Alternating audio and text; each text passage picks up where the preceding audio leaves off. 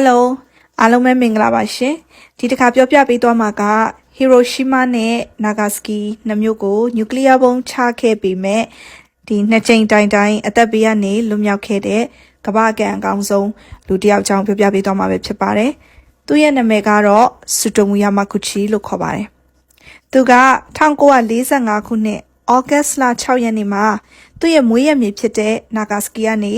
ဟီရိုရှီမာကိုအလုပ်ကိစ္စနဲ့ခီးထွက်လာခဲ့ပါတယ်တိုက်ဆိုင်မဲ့အဲ့ဒီနေ့မှာအမေရိကန်ကနေပြီးတော့မှနျူကလ িয়ার ဘုံကိုချဲခဲ့တာပဲဖြစ်ပါတယ်သူကဒီပောက်ကွဲမှုဖြစ်တဲ့အချိန်မှာပောက်ကွဲမှုနဲ့3ကီလိုမီတာလောက်ပဲဝေးတာပေါ့နော်ဒါကြောင့်မလို့သူဟာအရေးပြားတွေလောင်ကျွမ်းသွားတယ်အကြားအာရုံတွေပျက်စီးသွားပါတယ်ဒါကြောင့်နောက်နေ့မှာသူကနာဂါစကီကိုပြန်လာခဲ့ပါတယ်နာဂါစကီရောက်ပြီးတော့ဩဂတ်လ9ရက်နေ့မှာအမေရိကန်ကဒုတိယတစ်ကြိမ်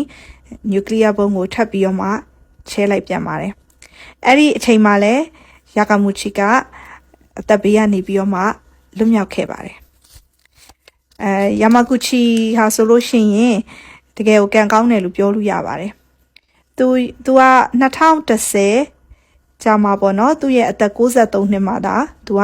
ဆုံးသွားတာပဲဖြစ်ပါတယ်တာမန်ယောဂနဲ့ပဲဆုံးသွားတာပေါ့နော်အဲ့တော့ဂျပန်နိုင်ငံကဒီယာမာကူချီကိုနျူကလ িয়ার ဘုံကနေပြီးတော့မှနှစ်ကြိမ်တိုင်အသက်ဘေးကနေလွတ်မြောက်ခဲ့တဲ့အတွက်ကြောင့်မလို့